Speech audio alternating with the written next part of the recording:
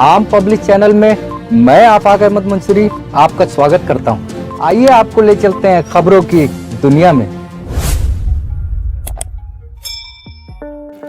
लखनऊ में मंगलवार को अलाया अपार्टमेंट अचानक ढह गया। आरोप है कि इस अपार्टमेंट का बिल्डर फहद यजदानी है।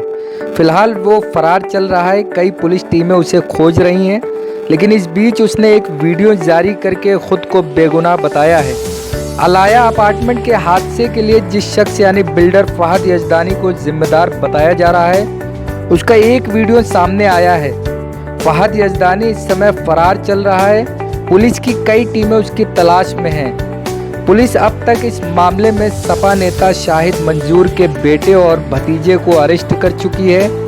लेकिन इस वीडियो में फहद ने न केवल इस बात से इनकार किया है कि वो बिल्डर है, बल्कि ये भी कहा है कि शाहिद मंजूर के बेटे और भतीजे को फंसाया गया है। बकौल फहद यजदानी, शाहिद मंजूर अलाया अपार्टमेंट के बेसमेंट में खुदाई करवा रहे थे, उसी से यह हादसा हुआ।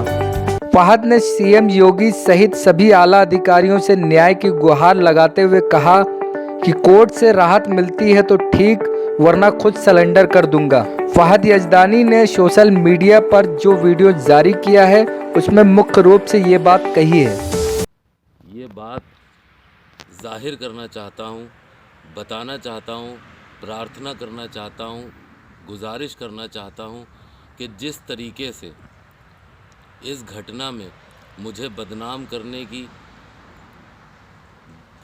और आप सभी आला अधिकारियों के साथ साथ माननीय मुख्यमंत्री जी को भ्रमित करने की जो एक साजिश रची जा रही है, उस पे से मैं आज इस घटना के 2 दिन बाद आप सबको सबकी बातें सुनने के बाद आज ये अपना बयान आप लोगों के सामने जाहिर कर रहा हूँ।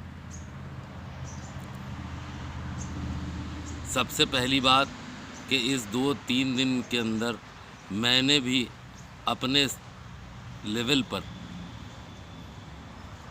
इस घटना के बारे में जानकारियाँ लोगों से ली, उस बिल्डिंग में रहने वाले लोगों से ली, आस पड़ोस के लोगों से ली।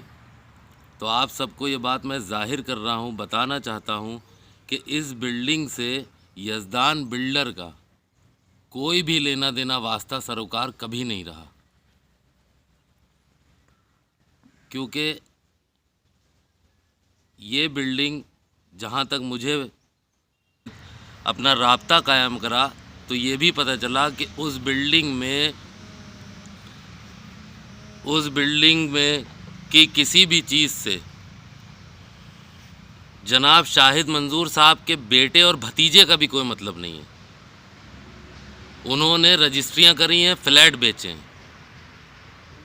लेकिन ये जो हादसा हुआ इसके ज़िम्मेदार वो दोनों लोग भी नहीं हैं, क्योंकि वहाँ पर जहाँ तक मुझे ये भी पता चला है कि पार्किंग में कैमरे भी लगे हुए थे। तमाम सम्मानित आला अधिकारियों से या उस इलाके से जुड़े हुए तमाम अधिकारियों से मेरी गुजारिश है कि मलबे में कहीं ना कहीं कैमरे अगर मिल जाए, ढूंढवाए जाएँ, तो उसमें डिटेल भी ये निकल के आएगी कि उस बिल्डिंग में ड्रिलिंग का काम या जो भी खुदाई का काम हो रहा था वो खुद स्वयं श्री जनाब शाहिद मंजूर साहब खुद खड़े होकर करवा रहे थे, जिसको लेकर उस बिल्डिंग के रहने वाले लोगों से जनाब शाहिद मंजूर साहब की थोड़ी बहुत नोक-झोंक और बहस भी हुई। लोगों ने रोका, लेकिन तब भी पता नहीं क्या बात थी जो वो खुदाई के काम को नहीं रोका गया। हाँ, इतना ज़रूर है कि इनके रोकने पर भी, लोगों के रोकने पर भी क्या वजह रही, क्या नहीं रही, अल्लाह ऊपर वाला बेहतर जाने, कि उन्होंने काम को नहीं रोका और ज़िम्मेदारी साजिशन अपने आप को बचाने की और सबको बचाने की ज़िम्मेदारी जो है वो हमारे ऊपर डाली जा रही है, जबकि मेरा कोई भी लेना देना वास्ता इस बिल्डिंग से कभी नहीं रहा। हाँ, इतना ज़रूर है कि जनाब शाहिद मंजूर साहब से मेरी ताल्लुक़दारी के चलते जब ये बिल्डिंग 2009-2010 में बन रही थी तो मैंने शायद इनके कहने पे 3 फ्लैट बिकवाए थे उस बिल्डिंग के, और उसका कमीशन मुझे मिला था। उसके एवज में मुझे पैसा दिया गया था। बाकी मेरा कोई मतलब नहीं रहा है। जैसे कहा गया है कि बिल्डर एग्रीमेंट हमारे नाम पे था, तो मैं ये कहना चाहता हूँ तमाम सम्मानित अधिकारियों से भी कि बिल्डर एग्रीमेंट अगर मेरे नाम पे था तो वो मांगा जाए कि कौन सा बिल्डर एग्रीमेंट फहद यज़दानी से करा था, लाइए ज़रा सामने। किसी तरीके का कोई एग्रीमेंट लिखा पड़ी अगर फहद यज़दानी की तरफ से लिखी होगी तो मैं खुद ब खुद जो जेल जाने के लिए तैयार हूँ। और रही बात आलिया अपार्टमेंट या अलाया अपार्टमेंट नाम होने से, तो शहर के अंदर बहुत सी बिल्डिंगें आलिया अपार्टमेंट या अलाया अपार्टमेंट के नाम से। ये बिल्डिंग बनी 2010 में, 2011 में। अरे भाई, यज़दान फर्म जो बनी है वो 2012-13 की है। कहाँ से हमारा इन्वॉल्वमेंट हो जाएगा? बिल्डिंग कोलैप्स हो रही है, उस पर ध्यान ना देके कि लोग वहाँ पर जो बेचारों के घर थे वो जो सड़क पे आ गए, उस पर ध्यान ना देके कि उनको कहाँ रहने की व्यवस्था करी जाए। सब लोग फहद यज़दानी के पीछे पड़ गए, जबकि फहद यज़दानी का कोई लेना देना नहीं है। अरे फहद यज़दानी की पराग रैन रोड बिल्डिंग पूरी तो टूट गई। माननीय न्यायालय से हमें राहत नहीं मिली तो हमें कोई ऑब्जेक्शन नहीं हुआ, तोड़ दी एलडीए ने। लेकिन यहाँ पर तो सीधा सीधा इल्ज़ाम, झूठा बेबुनियाद इल्ज़ाम लगाया जा रहा है। मेरा 2011 में उस बिल्डिंग के नीचे एक छोटा सा कमरा हुआ करता था जो शाहिद मंजूर साहब ने ताल्लुकदारी के चलते मुझे किराए पे दिया था। उसमें हमारा 2 साल ऑफिस रहा। उसके बाद 2013 में इन्होंने वो ऑफिस खाली करा लिया, उसमें अपने स्टाफ को रहने लगे। और आज जब बिल्डिंग में हादसा हो गया तो सारी जिम्मेदारी मेरी होगी। मेरा क्या लेना देना वास्ता सरोकार उस बिल्डिंग से? कोई हमने रजिस्ट्री करी हो, कोई हमने क्या कहते हैं किसी को वो बैनामा करा हो, कभी मेरा 2 साल 3 साल 4 साल में उस बिल्डिंग में आना जाना रहा हो, तो हम हैं ना जिम्मेदार। मेरा कभी आना जाना भी नहीं रहा, ना कोई वास्ता सरोकार रहा। उसके बाद खड़े होकर सब लोग खुद गड्ढा खुदवा रहे हैं, हमें पता चल रहा है। लोग अगल बगल के रोक रहे हैं, मना कर रहे हैं, टोक रहे हैं कि ये क्या करवा रहे हैं। उसके बावजूद भी जो है नहीं माने और बिल्डिंग को ये हादसा हो गया। तो मेरी आप सभी लोगों, सम्मानित अधिकारियों से, माननीय मुख्यमंत्री जी से, माननीय उप मुख्यमंत्री जी से और तमाम इस हादसे से जो जुड़े हुए अधिकारियों से ये दरख्वास्त है, गुजारिश है कि इसकी निष्पक्ष जांच करी जाए। और ये जो 5-5 10-10 टीमें बना के हमें अरेस्ट करने के लिए तैयारी हो रही है, वो मतलब मेरे पीछे पुलिस लगा रखी है। तो माननीय न्यायालय पे और आप तमाम सम्मानित अधिकारियों पे मुझे पूर्ण विश्वास है कि आप लोग मुझे न्याय देने का और दिलाने का काम करेंगे। और हफ्ते 10 दिन में अगर मुझे माननीय न्यायालय से राहत मिल जाती है तो ठीक है, नहीं तो मैं खुद सरेंडर कर दूँगा। आप लोग पहले कागज़ की पड़ताल करें, रजिस्ट्रार ऑफिस से जितनी रजिस्ट्रियाँ हुई हैं वो निकलवाएं उस बिल्डिंग से जुड़ी हुई, कि कब कब रजिस्ट्रियाँ हुई हैं, किसके खाते में पैसा गया है। और अगर मैं दोषी पाऊ जाऊँगा, पाऊ करिए, किसी ने भ्रमित कर दिया तो उसके पीछे आप सब लोग जो हैं पड़ जाएं। पहले जांच पड़ताल एक बार करने की कोशिश करिए कि हाँ वाकई में ऐसा कुछ है कि नहीं है। शाहिद मंजूर साहब की बहस वहाँ के लोगों से हुई थी कि नहीं हुई थी? लोगों ने वहाँ रोकने की कोशिश करी कि नहीं करी?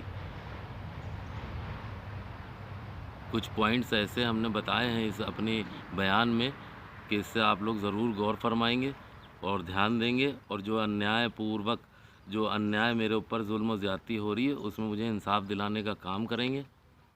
माननीय योगी आदित्यनाथ जी की सरकार पर मुझे पूर्ण विश्वास है, पूर्ण भरोसा है कि वो जुल्म ज़्यादती को देखते हुए ये ज़रूर कहेंगे कि नहीं, एक बार ये पता कराओ कि इस बिल्डिंग की रजिस्ट्री किसने, ज़मीन की रजिस्ट्री किसके नाम है, फ्लैटों की रजिस्ट्री किसने करी, जिस घर के लोगों के साथ हादसा हुआ है उस घर के लोगों को घर किसने बेचा, किसने बनाया, नक्शा एलडीए से 2.5 मंजिल का, 3 मंजिल का, 4 मंजिल का जो भी पास हुआ वो किसके नाम से पास हुआ।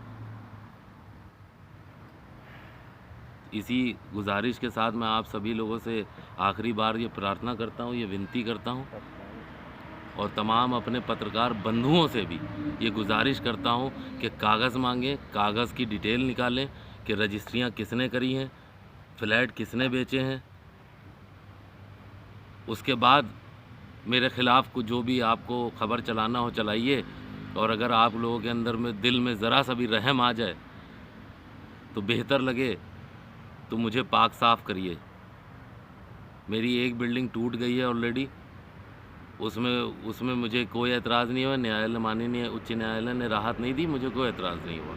लेकिन इस चीज़ पे तमाम एलडीए के भी अधिकारियों से भी मेरी गुजारिश है कि वो भी, और उम्मीद है कि सब लोग न्यायपूर्वक इसमें आगे बढ़ेंगे और मेरे साथ साथ उस बिल्डिंग के रहने वाले तमाम लोगों को इंसाफ दिलाने का काम करेंगे। बस इसी गुजारिश के साथ मैं अपने तमाम माननीय मुख्यमंत्री जी का और और माननीय उप मुख्यमंत्री जी का, माननीय मंत्री ए के शर्मा जी का, और क्या कहते हैं जनाब चीफ सेक्रेटरी साहब का, डीजीपी उत्तर प्रदेश साहब का, और हज़रतगंज इंस्पेक्टर साहब का, और एलडीए के तमाम वरिष्ठ अधिकारियों का, तब सबका ध्यान इसी ओर आकर्षित करने की कोशिश कर रहा हूँ कि आप लोग मेरी बात को एक बार गौर से सुनेंगे और समझेंगे भी। और तमाम मीडिया बंधुओं के से भी मेरी गुजारिश है कि जो कुछ भी आप लोगों के हिसाब से हो सकता है सही आप लोग कर रहे हो, लेकिन एक बार इन सब बातों पर भी गौर फरमाइए और आप लोग जो है मेरा साथ देंगे। ठीक है। अगर आपने हमारे चैनल को सब्सक्राइब नहीं किया है तो आम पब्लिक चैनल को सब्सक्राइब कीजिए और हाँ, बेल आइकन जरूर दबाइए।